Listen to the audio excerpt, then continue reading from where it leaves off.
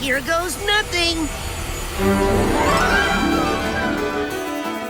Psychonauts 2 is a time sink, in the truest sense, in that your time will sink into the ether as you play.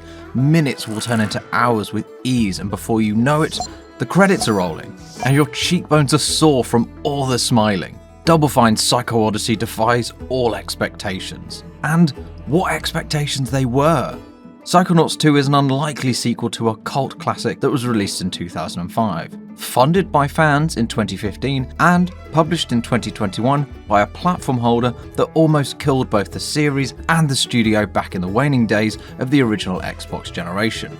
Double Fine has walked a winding path to get here, and that's reflected in the consistency, quality, and unabashed weirdness of the overall experience. Psychonauts 2 is what you get when a talented team has no choice but to go all in on the hand it's been dealt by the house. That resolve is palpable in one of Psychonauts 2's earliest missions. In it, you tumble into a stage that seamlessly combines the peerless energy of a high-roller casino with the latent trauma of a hospital ICU. It's a reflection of Agent Forsyth's shattering psyche, a funhouse exploration of addiction and anxiety. After Raz accesses his mentor's mind and inadvertently severs her mental connection between risk and reward.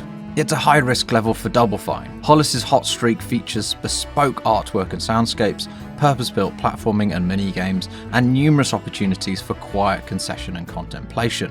The reward is massive.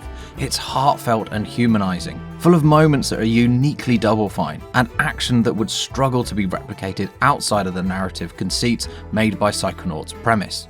The same can be said for each of the brains that you astrally project into and attempt to repair. They are abstract, absurdist, self-contained adventures that feel perfectly placed and paced. Play acting a celebrity chef in a cooking show, filmed before a live studio audience of anthropomorphic ingredients, feeds naturally into a Marble Madness-inspired sprint through a filthy bowling shoe.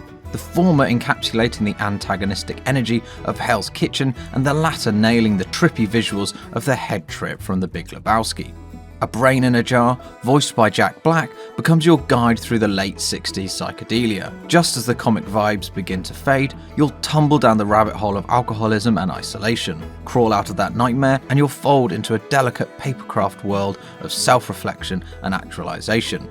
It's impossible to anticipate where Psychonauts 2 will send you next, or what it will say once you get there, about the human experience or our connection to those that occupy space around us.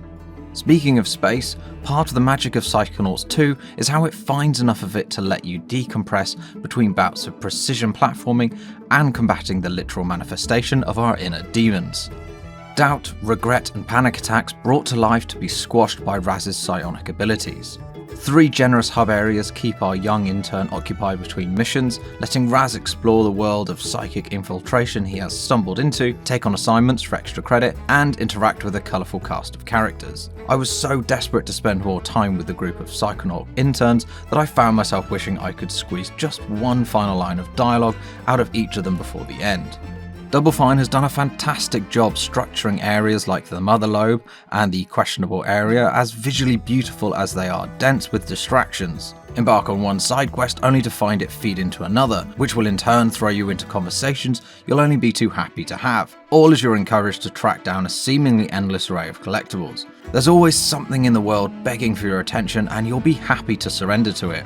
These collectibles also function as a resource that helps Raz rank up, upgrade abilities, and purchase pins to augment his powers. While chasing upgrades are essential to keeping pace with the lean difficulty curve, the rest can feel a little expendable. The pins, which can be mixed and matched for different results, feel especially needless, particularly when you need a little boost. Boss battles born out of emotional baggage are undoubtedly the only part of Psychonauts 2 that you could reasonably label as lackluster, lacking the inventiveness and imagination that the rest of the experience wields so decisively. Perhaps that's the problem. Psychonauts 2 is such a generous and confident package of platforming action, puzzle solving, and consciousness expanding exploration, so much so that even the smallest dip in quality can feel oversized. Your mileage with the boss battles and upgrade system may vary, but you should know that Psychonauts 2 is a head trip from the start to finish. It's a psychedelic theme park ride through boundless imagination, invention, character, and humour. Crash Bandicoot 4 and the recent Ratchet & Clank have helped set a new standard for the 3D platformer, but Psychonauts 2 just defined it.